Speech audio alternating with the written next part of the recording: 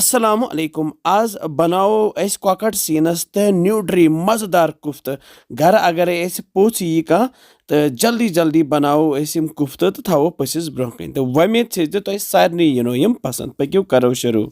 मे ओनमुत 2 kilo कॉकट foot तो अत तुल मे सीन थोद बे कौल मज 20 ग्राम ये न्यूट्री कॉकट सीन अल पल 1 किलो मोन वखुल तो वखलस मज दगो यह कॉकट सीन तो करहन महीन न्यूट्री दिमो सही पे फकर तो दगहन ये वखलस मज इत कॉकट सीन दोग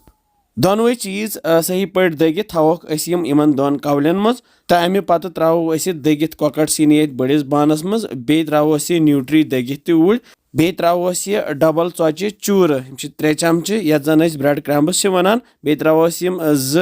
नील मर्चवांगन बे त्रोस दान वल 1 कौल बे त्रोस ठूल फुटरत ऊर तो बे त्रोस नून चमचे 1 बे त्रो मर्चवांगन पाउडर चमचे 1 ये तो अमे पत सारी चीज त्रत रलो सही पे यह गि सही पे यह सोरे मसाल ये कॉकड़स तो न्यूट्री सत रलन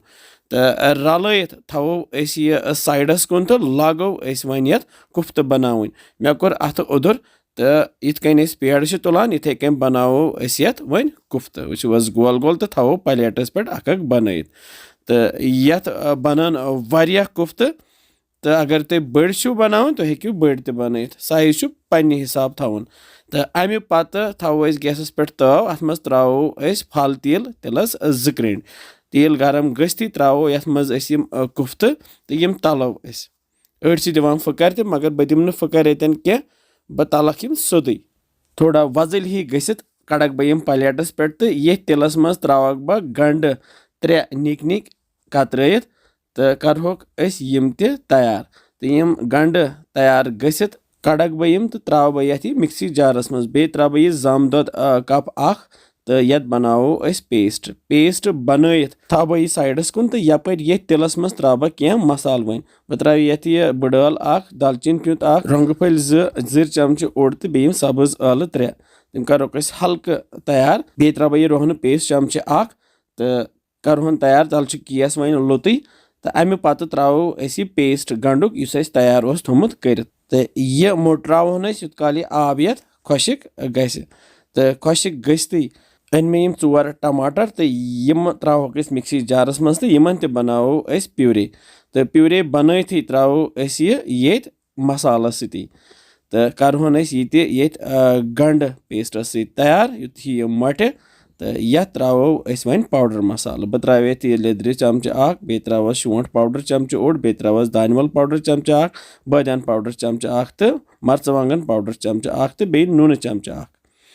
तम सारी मसाल रलाहोक ये सती पे त्रोस आब लीटर 1 तो रलाव मसाल सोरे तो अम पत त्रो कुफ्त ये मसाला सती तो रलाव बे पे थो वन ये डखन तो करहन यह तैयार यूत काल यह रच वन मटे तो क्या टाइम गस्थी सन कुफ्त तैयार मजेदार वस जबरदस्त यपर अन मे बान तो अत बानस मज फिरो तह वो जल्दी जल्दी बन कुफ्त तो कर तैयार तो पे त्रोस दानवल पत्र सजावान अमे तो तैयार सोन अजिक खास कुफ्त तो वमेद तह आसनो यम कुफ्त जरूर पसंद तुम तो बनजो बेजो वनानस कि बसान तुम सान रेसिपीज इंशाल्लाह समको बे जल्दी तुम थो पन ख्याल बिहु रबस हवाल अस्सलामु अलैकुम।